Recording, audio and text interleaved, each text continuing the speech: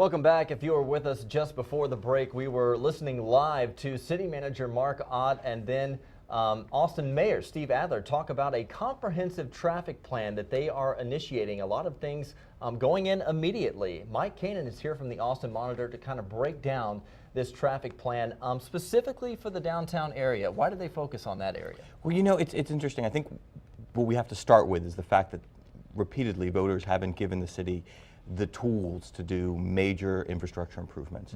That starts with bonding. I think you can go back a number of years and see a history of trouble with sort of trying to get that stuff passed, and so the city's left with what it can do, and what it can do is write tickets and change the timing of things and try to get people to stay home some days, work from home, maybe carpool. That's what you're sort of left with. Right, and so we heard them talk about some of the projects that are going on. This is on the heels of South by Southwest. Obviously, huge crowds downtown. What did they learn from that? What are they hoping to put in immediately?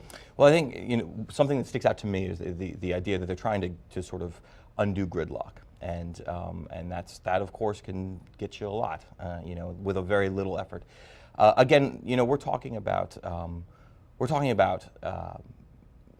smallish types of things. We're not talking about major improvements. Right, major overhaul. Some of the things that they hope to implement immediately, we're just going to run down a few of the bullet points. A dedicated traffic mobility team that will look for specific driving violations. Those include fines for what they call blocking the box. That's where a car blocks the intersection after the light has turned red. Also fines for misusing bus lanes and mass transit lanes. Also better signal monitoring by the Austin Transportation Department, and we also heard Mark Ott say more police officers at critical intersections. Why did it take until now to implement some of these things? Well, I think if you talk to folks in the wake of the bond initiative, I think one of the phrases that you hear was there was no plan B, and I think you also had to wait for new elected officials to get in and sort of get a feel of the situation.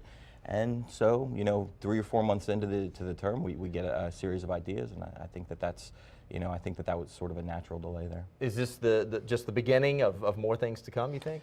Well, I think that everybody out there would like to think it's the beginning of more things to come. I think we'll have to wait and see. I think we're still trying to feel around whether or not this whole committee process is going to work. Of course, the mayor cited a committee as sort of a way that the city's trying to get a handle on this mobility problem. Right. There's still a lot of wait and see going on at City Hall, so certainly we'll wait and see. More big crowds downtown this weekend, by the way, with Texas Relays in town. We are live streaming that presentation over at Austin City Hall on KXAN.com. You can find that there. Mike Kanan, thank you so much for joining us. Thank you, sir. All right.